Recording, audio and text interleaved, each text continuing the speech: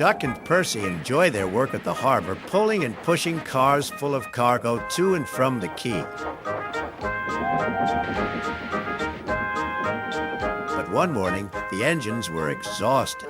The harbor was busier than ever.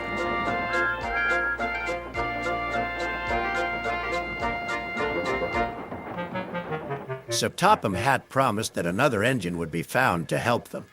"Huh, it's about time," said Percy. "I ache so much I can hardly get my wheels to move," agreed Duck. They waited for the engine to arrive. It came as a shock when he did. "Good morning," squirmed Diesel in his oily voice. The two engines had not worked with Diesel for a long time. "What are you doing here?" gasped Duck. "Your worthy top, the Sir Topham Hatt sent me.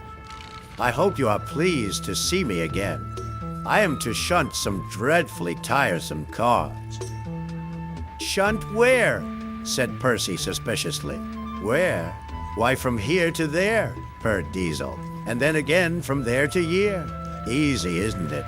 With that, Diesel, as if to make himself quite clear, bumped some cars hard. "Oh!"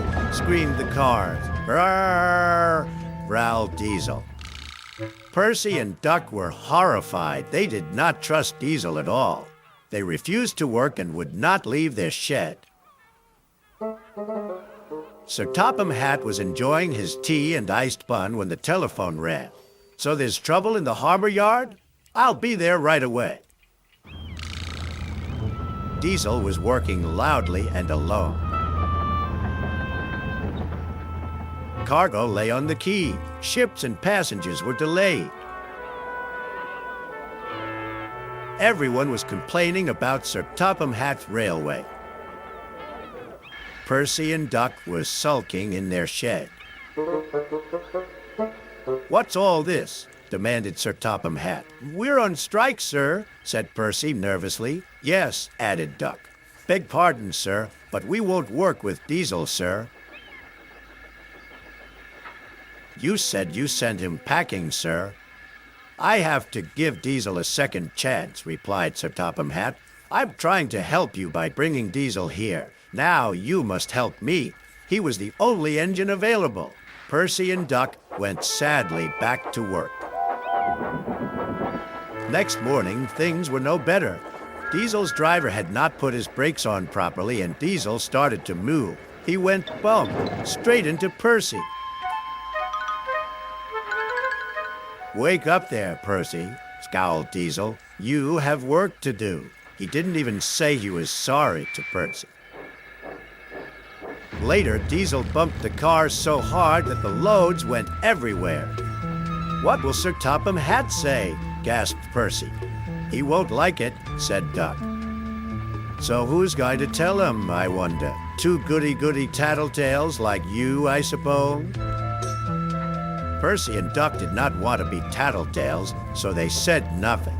Diesel, thinking he could get away with his bad behavior, was ruder than ever. Next day, he was shunting freight cars full of china clay. He banged the cars hard into the buffers, but the buffers weren't secure. The silly cars were sunk. Sir Topham had heard the news. The cars were hoisted safely from the sea, but the clay was lost. Sir Topham Hatt spoke severely to Diesel. "The harbor master has told me everything. Things worked much better here before you arrived. I shall not be inviting you back. Now, Duck and Percy, I hope you won't mind having to handle the work by yourselves again." "Oh, no, sir. Yes, please, sir," replied the engines. Whistling cheerfully, they puffed back to work, while Diesel sulked slowly away.